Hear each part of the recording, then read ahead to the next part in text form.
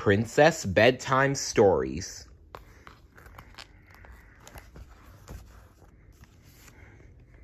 Snow White and the Seven Dwarves, Two Hearts as One. Snow White kissed her husband, the prince, as she left the castle. She was going to visit her friends, the Seven Dwarves. "I'll be back soon," she said. "I'll miss you," the prince replied. Snow White sang happily as she rode into the woods. She and the prince were about to celebrate their first wedding anniversary. That was why she was going to see the Seven Dwarves, so she could work on a gift without her husband finding out about it. It had been a magical year, and Snow White wanted to surprise him. "Hello, hello," Snow White called to the Seven Dwarves as she neared their cottage. They had been watching for the princess and ran toward her excitedly. Even Grumpy was delighted. "I have a special favor to ask you," Snow White said after they had all greeted each other. "The prince and I will be celebrating our first anniversary soon. I would like to make him a special dinner, but no one at the palace will let me cook." "They don't know what they're missing," Grumpy said. Snow White smiled. "I wondered if I could make a dinner for him here. I also want to give him a special gift, something he can add to his shield." "Like a diamond?" said Doc. Snow White nodded happily. "That would be lovely," she said. Doc smiled. "Don't worry, Snow White. I'll take care of it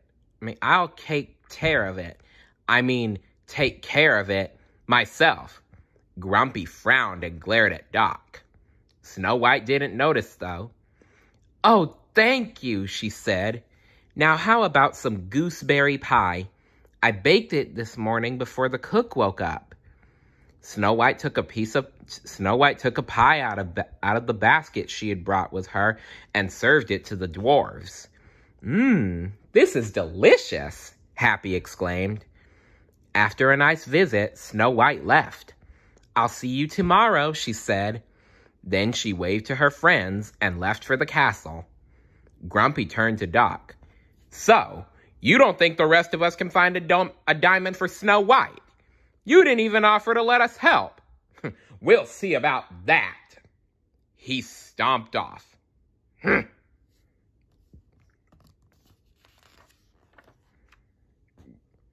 All night long, Grumpy planned which part of the mine he would search for to find the perfect diamond for Snow White. He stayed up so late thinking about it that he overslept. By the time he woke up, the other dwarves had already left. "Dagnabbit!" shouted Grumpy. He rushed out the door, straight into the prince. "Well, hello, Grumpy." The prince bowed. "I'm glad to find you at home because I have a favor to ask. I love Snow White so much that I want to give her the most precious gift I can find to celebrate our anniversary. I'm having a crown made for her, and I would like to put a beautiful diamond in the center of it." Grumpy puffed up his chest. "I'll find the most beautiful, dazzling diamond in the whole mine." "That would be wonderful," the prince said. "Let's meet here tonight."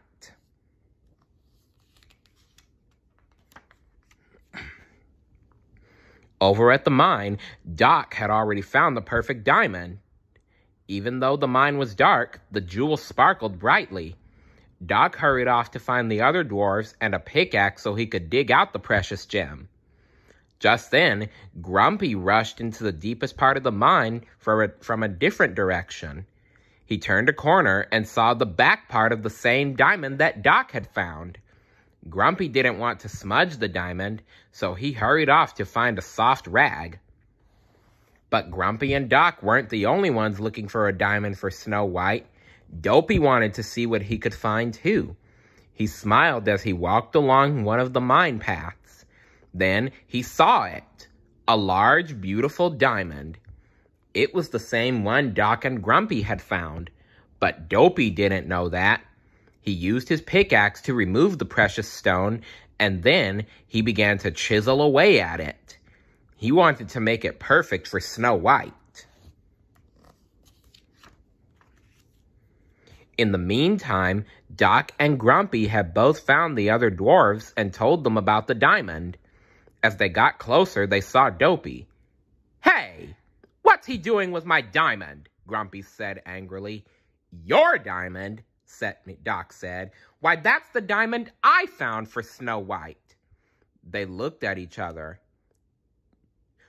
"Dopey! Dopey!" they yelled frantically and ran toward him, breaking it into 2 pieces. The other dwarves were upset, but Dopey realized something they hadn't. At the mine entrance, the end of the day whistle blew. "It can't be that late already," cried Doc. "What will we do?" Snow White will be waiting for us when we get home." "So will the prince," Grumpy said. Doc sighed. "We'll just have to explain."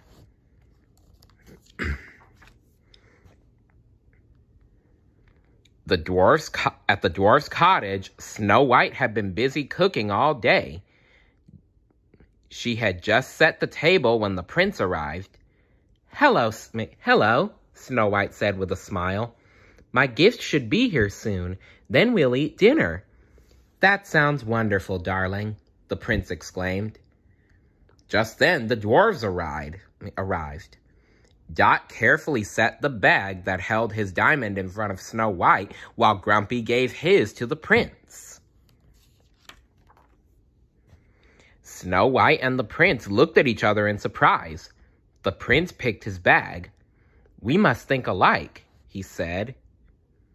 "This is my present for you. It's for your crown. Grumpy helped me find it."